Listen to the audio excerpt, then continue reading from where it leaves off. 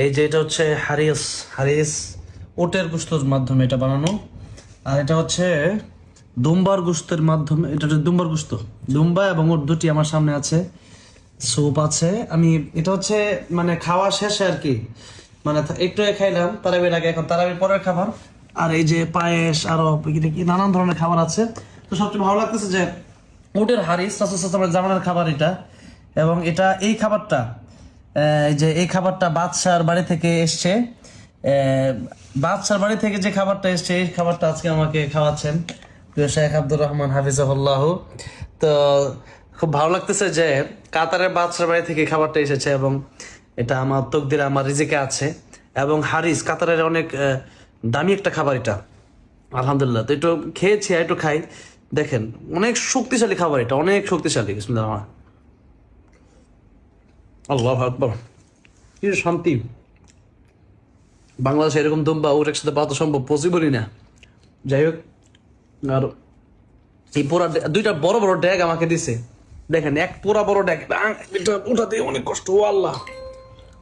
আর এইটা এটা তো দেখেন, এটা তো এখানে শায়েক বলতেছে যে আপনি যদি বলেন পরে রুম ভরে দেবো, এখন মানে পুরো রুম ভরা ইচ্ছা। এখন আমি বলছি না, এই আমরা একটু আগে ইফতার করেছি, এখন এগুলো কিভাবে খাই। যাই হোক, তারপরে স্যুপ খাবো আবার। আর যে এটাও খুব ভালো, যেটা মানে একবারে অরিজিনাল। এটা এটা হচ্ছে লেবান শারাব, মানে দুধ আর কি, দুধ লাবানুন মানে দুধ। আর আর কিন্তু এটা হচ্ছে মূলত টক, একটু হালকা টক হয়, মানে খুব ভালো লাগে। যাই হোক, দুম্বা ওট এবং বাচ্চার বাড়ির খাবার আজকে আমি খাওয়া মানে কাতার এসে আমার ভাগ্যে আসলো। আলহামদুলিল্লাহ, আলহামদুলিল্লাহ, শুকরান, জাযাকুমুল্লাহ খায়রান। ইয়া শেখ, আসসালামু আলাইকুম। আজকে প্রিয় শেখ, আজকে অনেক সুন্দর আয়োজন করেছেন, বিশেষ করে তারাবির পর আপনার মসজিদে।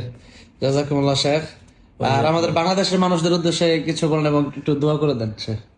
না না, আসলে তো খাবার আইটেম তুমি বলা যে কিছুই খাবে না, সেজন্য শুধু আরো এটা এনেছি। নতুবা আমার এখানে 15-20 আইটেমের খাবার ছিল, তুমি তো আসলে রাজি হওনি, সেজন্য শুধু বাদশার বাড়ির এগুলো এনেছি।